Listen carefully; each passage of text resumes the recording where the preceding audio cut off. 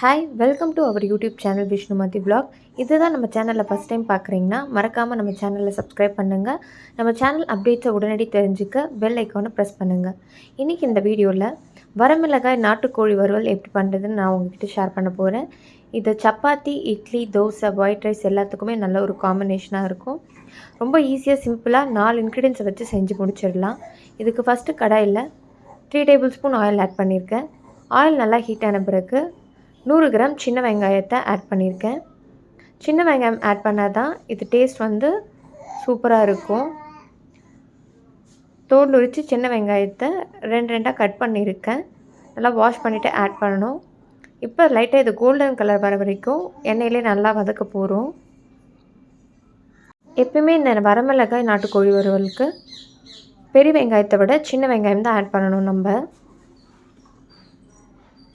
பாருங்கள், இப்போ லைட்டாக நமக்கு கலர் டர்ன் ஆகியிருக்கு. இப்போ இதில் 50 கிராம் காய்ந்த மிளகாய் ஆட் பண்ணுறேன்.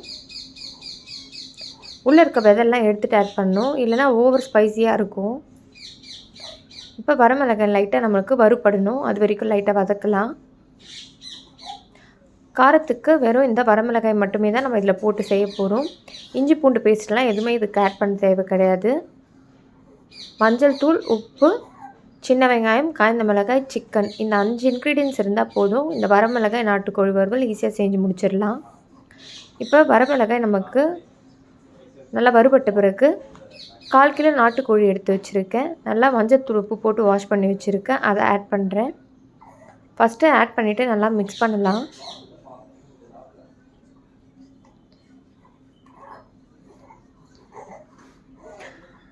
ப்ராய்லர் சிக்கனில் கூட நீங்கள் இதை ட்ரை பண்ணி பார்க்கலாம். ஆனால் நாட்டுக்கோழியில் பண்ணும்போது இதுக்கு தனி ஒரு டேஸ்ட் கிடைக்கும். இப்போ தேவையான அளவு உப்பு ஆட் பண்ணிடுறேன். இதில்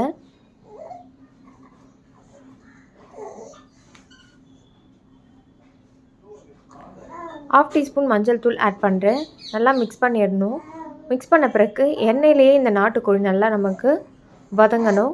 தண்ணியெலாம் எதுவும் ஃபஸ்ட்டு ஆட் பண்ண தேவையில்லை. ஒரு 15 மினிட்ஸுக்கு நல்லா எண்ணெயிலே வதக்க போகிறோம். அந்த சிக்கன்லேயே நமக்கு தண்ணி விட ஆரம்பிக்கும்.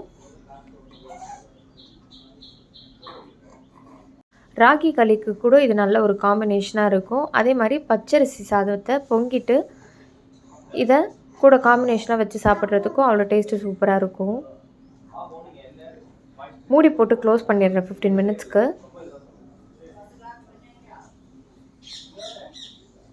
15 மினிட்ஸ் கழித்து ஓப்பன் பண்ணி பார்க்கும்போது பாருங்கள், சிக்கன் நம்மளுக்கு ஒரு 60% குக் ஆகியிருக்கு. அதுலேயே நமக்கு எண்ணெய் பிரிஞ்சு வந்திருக்கு. நல்லா இப்போ கொஞ்சம் மிக்ஸ் பண்ணிவிட்டு சிக்கன் வேகிற அளவுக்கு தண்ணி ஆட் பண்ணிடுறேன்.